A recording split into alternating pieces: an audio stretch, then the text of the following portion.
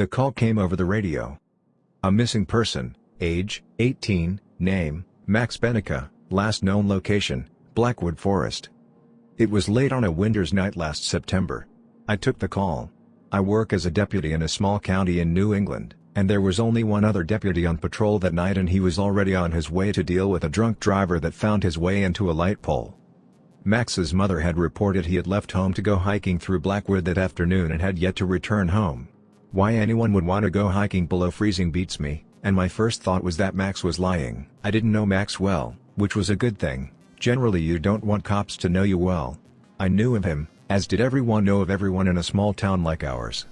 But if he was telling his mother he was going hiking now, in winter, below freezing, I was thinking Max had recently found a taste for drugs and that we might find an odd somewhere in town later tonight or tomorrow morning. Small towns are boring towns, and bored people tend to find drugs and alcohol more often, even those you'd least suspect. You might think that kind of thing exclusive to backwater swamps of Florida, or the trailer park homes in Alabama, but even the tranquil, picturesque small-town America you may be thinking of is nothing but a mirage obscuring dirty secrets. Yet, sure enough, as I pulled up in the dirt lot by the entrance to Blackwood Forest's hiking trail, a car was parked there. A quick run of the plates showed the old Ford truck to be registered to none other than Max Benica. A cursory look inside the car showed it to be empty. No odd like I had suspected. Footprints in the snow led to the hiking trail and disappeared among the trees. It was a bright night, the moon hanging high. I wondered what the hell Max was doing here. I thought that maybe he was looking for something. There are rumors about Blackwood, see. There are hunters and hikers that claim to hear and see strange things out here, large figures stalking among the trees, strange animal cries, and things of the like. The other disappearances hadn't helped the rumors. In separate instances, 2 hunters had gone missing before in Blackwood. One had vanished without a trace in the 90s. The other, in 2004, had left a severed leg behind. The case was classified as an animal attack, but an older guy I work with now is adamant it wasn't. It wasn't messy enough for an animal attack, he said, at least not any he knew of. The leg was severed almost cleanly, like it was cut. He thought it was a deranged killer, but said the old sheriff rushed through the investigation, didn't want to get people all worried and nervous. But people still talk. Some are adamant it was a Bigfoot, though I always thought that was more of a West Coast thing. Others say it's something worse, something paranormal. Maybe Max was playing paranormal investigator or Bigfoot hunter? Personally, I never believed any of the rumors. The job doesn't really allow that, for starters. You must be rational and think inside the well-established box, because if you start straying, and you start talking about Bigfoot and ghosts and demons, you'll find yourself out of a job and talking to a shrink, possibly from a padded room. No, I never believed any of it. The world is what we see, I thought.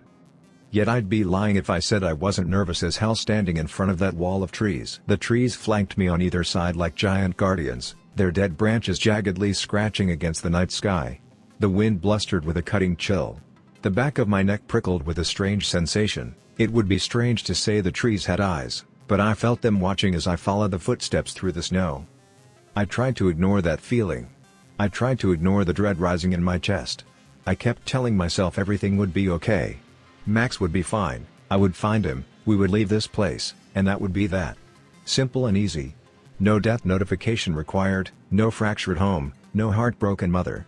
Everything would be fine. Yet still, I walked with my hand on the butt of my service weapon.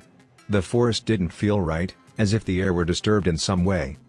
There are people you cross in my line of work, where the second you set eyes on them you just know they're not quite right.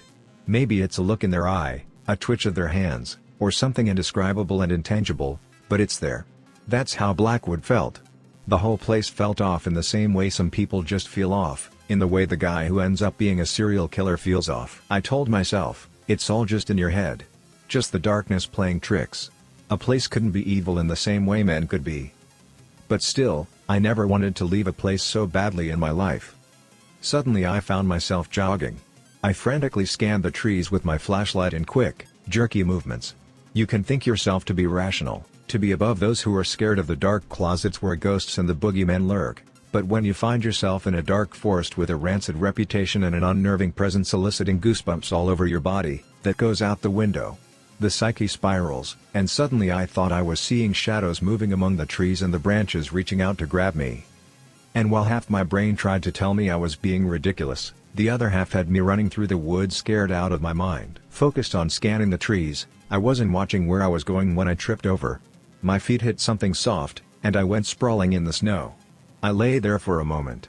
Some clarity found me, and I cursed myself for getting so worked up. The trees aren't watching. The branches weren't reaching for me. But that relief was only brief. I got to my feet, found my flashlight in the snow, and checked what I had tripped over. It's an image still burned in my mind. A body lay there, mummified in a web like a spider's.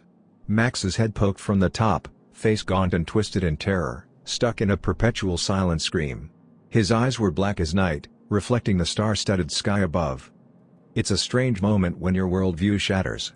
You can almost see it come crashing down around you like broken mirrors. Your brain searches for answers and finds none. Your gut turns inside out with the realization of how little we know, how insignificant we are, and how unsafe we are. I haven't been the same since. My flashlight flickered and went out. The air grew heavy. Every sense in my body screamed danger. I retreated from the trail, drawing my service weapon. Something told me it would be useless, but it felt reassuring in my hands nonetheless. I found refuge behind a trunk and peeked around, scanning the trees that were lit in the moon's pale glow. Something did move among them. Something long and dark, not just dark but pure black, vantablack, that looked like a glitch or blemish staining the earth. The world seemed to bend around its edges, distorting it like a black hole might. I pressed myself against the tree, biting into the bark to stifle cries of terror. I tasted blood as well as wood and dirt. My skin crawled as I watched it work. The creature's presence could be felt in the air. Heavy and dread-filled. It wasn't evil I felt, but more of a bone-chilling uncaring.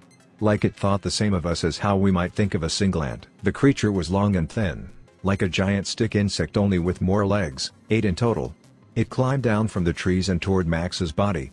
The thing had no detailed features, it was only that vantablack void in our space and time. Its head bent down toward the body, and before I knew it the body was gone. The thing didn't bite or chew, it simply sucked up the body whole, right into that void. And as quickly as it came, the creature was gone. Back among the trees, into the darkness. I sprinted the entire way back to the patrol vehicle. My hands and feet tingled with cold and panic. I held my fingers up to the heater vents. I tried to calm my frantic breathing. A question kept repeating in my mind, what the hell am I going to tell everyone? Could I tell the truth? Could I report the horror I saw? Would anyone believe me? No, they would call me crazy and throw me into that padded cell. But what about Max's mother? Did she still not deserve to know what happened to her son, whether she or anyone else believed it or not? We'd never find any trace of Max, and if I didn't tell her what happened I'd condemn her to a lifelong ordeal of hope that he's alive and that he may one day show up. She'll never know closure, and that can eat someone alive. It could consume her soul like that thing did her son. Did she deserve to know the truth? No matter how horrid or outlandish it might sound? I keyed the radio and hesitated. I thought for some time. Then I called it in. Car found, footprints in the snow that simply vanished a ways down the trail. And that was all. No mention of anything else. I leaned back in my seat, breathing heavy. I couldn't tell her. I could never tell her. And you can say that, morally, it's the wrong thing to do. But I can tell you that some things just aren't worth knowing. I don't know where it came from, but I found it in the attic yesterday morning. I had finally put aside the time to take the last of our Christmas decorations down, stuff them back into their cardboard boxes, and haul them back up to the attic. My wife had passed me the last box up through the attic opening and I had taken it and dumped it on top of the rest. I was dusting off my hands and ready to head back down when I saw it out the corner of my eye, a battered and moldy cardboard box sitting in a dark corner of the attic. It piqued my interest. In all the times I had been up to that attic, I had never seen that box before, and its strangely decrepit state didn't fit in with the rest of our stored junk up there, which wasn't quite as rundown. The box had turned more black than brown, its corners smushed, its edges dented, and spatters of mold grew on its sides. There was writing on one side in faded black ink, just visible among the mold, 6 strange characters I didn't recognize. They looked ancient, similar to the early Latin or Greek alphabets. A strong gust buffeted the house, the wind whistling around the eaves. A loose gutter rattled. I opened the box, carefully pulling back the flaps which felt weak and brittle. A sour odor filled the air. There was only one thing inside, a rectangular object, wrapped in purple velvet cloth, nestled at the bottom. I took it out and looked over it curiously. I moved to the attic window for a better look, stepping into the overcast day's gray light then shone through in a rectangular beam. Flecks of dust swirled through the air. "Everything all right up there?" My wife's question came through the attic opening. She sounded distant. "Yeah, fine," I said. I was surprised to see my breath plume in front of me as I spoke, and I was suddenly aware of how cold it had become. The wind again whistled around the eaves, and dead branches scratched against the roof. "What's taking so long?" "I'll just be a minute." I wish I had left it and walked away, but curiosity got the best of me. I ignored the uneasy feeling in my gut. In a way, I felt like I was in a trance. I wanted to see what it was. Needed to see. It was almost as if this thing were whispering my name, summoning me closer. Though the air chilled me to the bone and my gut felt like a pit of dread, I had to look. I removed the cloth to reveal a small mirror. It had a dark wood frame etched with intricate and chilling carvings of skulls, gravestones, and depictions of the Grim Reaper with his ragged hood and deadly scythe. The same letters that appeared on the cardboard box were also carved into each side of the frame. Another strong gust of wind rocked the house, another hollow whistle. The foundations moaned in protest, and a slight chill trickled down my back. The angle I held the mirror reflected the ceiling. The image was clear as clear could be, and though the wooden frame showed some signs of aging, the glass looked as clean and spotless as well-polished diamond. It was a stunning, yet disturbing antique, or relic. I shivered, letting out a shuddering breath with the chatter of teeth. My breath still plumed in the air. "Why is it so cold in here?" I ran my fingers along the mirrored surface. It was cold as ice. My fingers briefly left a greasy smudge across the glass, but that quickly shrunk away as if it were absorbed. I tilted the mirror toward my face and looked into it. That's when I saw the dead man looking back at me. I recoiled, almost dropping the mirror. I was looking at myself, it was unquestionable, but in the grips of heavy decay. My reflected body was decomposing, with my hair wispy and thin and my skin yellowing and rotted. My lips had receded away to bare my teeth. Flies buzzed around inside the mirror, while maggots crawled in and out of hollow eye sockets. My nose was gone, now just two open slits in the center of my face that were packed with fly eggs.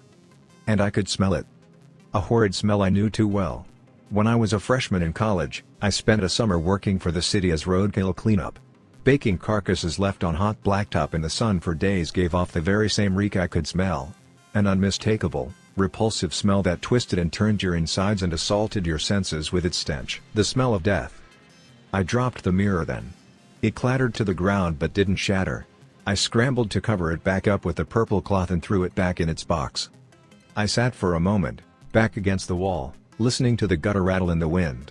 I held my head in my shaking palms, wondering just what in the hell had happened.